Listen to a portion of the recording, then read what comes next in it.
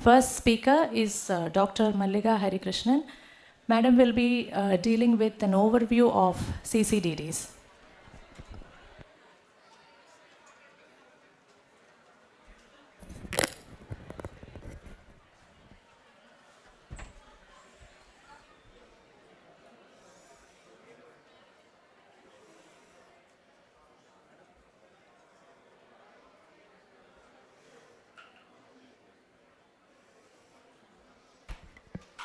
Good afternoon, one and all.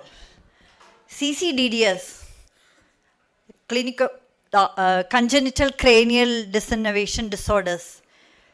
It sounds a complex terminology, but actually it is not.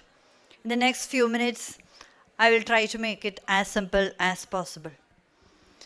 The brainstem innervates the orbit. We all know that. Orbit is very convoluted space. There are a lot of things in a small space. The brainstem has to form. The nuclei have to form. They have to send axons, exit the brainstem, cross the space, then go to the specific target. It's a very complicated process innervating the orbit. It is amazing that all things will happen so smoothly. But if something goes wrong, there is this innervation process. We call it as CCDDs. It may be a subnormal innervation or an aberrant innervation. So it is a unifying concept of concomitant strabismus involving third, fourth, and sixth cranial nerves, as far as we ophthalmologists are concerned. It can involve either oculomotor nerve, abducens nerve, or a trochlear nerve. The conditions affecting abducens nerve are the Duane's retraction syndrome, Mobius syndrome, and horizontal gaze palsy and progressive scoliosis. That affecting the oculomotors now are congenital fibrosis of extraocular muscles, congenital ptosis, some variety, the Marcus Gunn jaw winging phenomenon, and then monocular deficit syndromes, some varieties. And those affecting the trochlear nerve are congenital superior oblique palsy and the Brown syndrome. Fibrotic muscles and floppy tendons are seen in many of these conditions. Happens secondarily. The major defect will be either nuclear or the subnuclear level. So I would like to classify the CCDD mechanism into three: supranuclear, nuclear, and infranuclear. In the supra or internuclear problem, the problem is with the axon crossing. So if you take the MRI, the nucleus will be normal. In the nuclear formation, this is due to transcription factor deficiency. Here it will be an abnormal nucleus. In the infranuclear problem, it can be due to axon guidance, axon transport, or synapse formation. The nucleus has to be theoretically normal, but there can be secondary degeneration of the nucleus because of the retrograde degeneration. So I will take you to along some of the common causes, some of the conditions. The one and only example for supra or internuclear problem is the horizontal gaze palsy and the progressive scoliosis. It is due to ROBO3 mutation. ROBO3 is nothing but an axon guidance receptor which is responsible for crossing of pathways in the hindbrain. So this is a differential diagnosis for bilateral types of type 3 DRS. Under the nuclear conditions, mutation in the transcription factor gene is the problem. The DRS phenotypes HOX7, SAL4, MAFB are examples. The congenital fibrosis of extraocular muscles, FOX2A mutation, and the Mobius syndrome. Mind you, most of these are idiopathic, the Mobius syndromes. And SAL4 DRS is an example. SAL4 is the transcription factor responsible for sixth nerve and digits. So in a child with SAL4 DRS, there can be DRS, unilateral or bilateral, usually unilateral. There can be digital agenesis, renal agenesis, and a peculiar syndrome called radial ray syndrome, where there is shortened radius and abnormal angulation between the thumb and the fingers. In MAFB DRS, There can be bilateral DRS and deafness.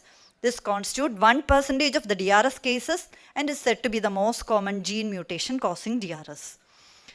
Suppose you see a family of DRS where there is bilateral DRS and autism and deafness. You can think of this HOX7 mutation.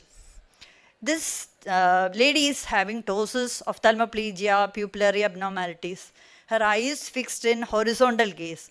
This is FOX2A mutation. This is a transcription factor exclusively for the third and fourth cranial nerve nuclei. And this is the only CCDDs where you can get retinal dysfunction as well. This is a child with esotropia, bilateral facial palsy and bilateral sixth nerve palsy, Mobius syndrome. And coming to infranuclear problem, as I said earlier, it is due to axon or synapse problem. The DRS phenotype, CHN1 mutation and CFUM1 and 3 due to KIF21A and TAP3 mutation are examples. In CHN1 DRS, most of the patients are indistinguishable from the sporadic DRS. Overall, they can have higher incidence of bilateral or vertical abnormalities. This is CFUM1 due to KIF21A mutation. KIF21A is the gene responsible for transportation of substances along the axon. You can see the axon and the KIF21A. And in the TAP3 related CFUM, this is a boy with congenital fibrosis of extraocular muscles. TAP3 is the gene for microtubules on which the KIF21 can ride over. So if in KIF21, if it is deficient, the KIF21A cannot walk on the microtubules. Coming to the Duane's retraction syndrome, because this is the most common variety of CCDD we encounter. We know it's a constellation of clinical features like the partial deficiency of adduction, oblique movements with attempted adduction, complete or partial absence of abduction, retraction of globe on adduction, narrowing of palpebral fissure on adduction, upshoot or downshoot of the globe with attempted adduction, reduced convergence. Does it have some other names? Yes. Stilling-Turk-Duane syndrome. It was Jacob Stilling in Germany in 1887 who described this condition first, followed by Sigmund Turk.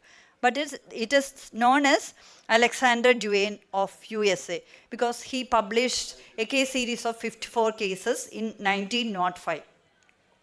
1 in 1,000 to 1 in 10,000 in general population are this is the incidence, and 1 to 5% of all subsistence cases are DRS.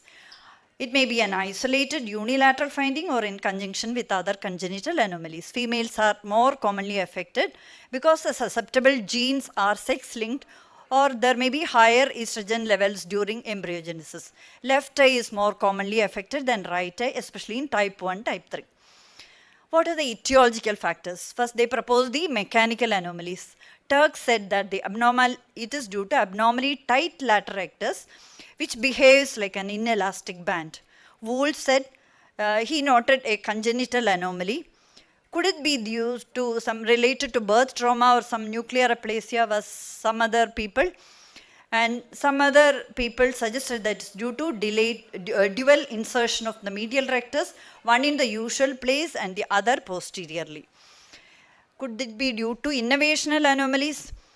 Brain in 1956 studied the electrical potential generated by the muscles in various cases in DRS.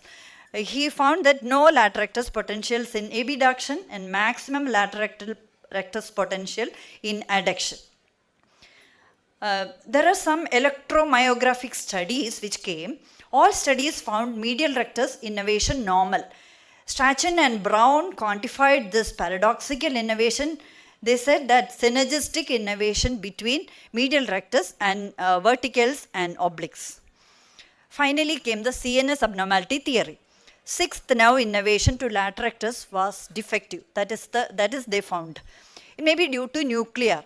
maybe an abnormal innervation by the oculomotor nerve or an absent or hypoplastic abducent nucleus, maybe an infranuclear problem in the cavernous sinus. Supporting neurological theory are presence of synkinesis along with the DRS and the abducting nystagmus in the normal eye.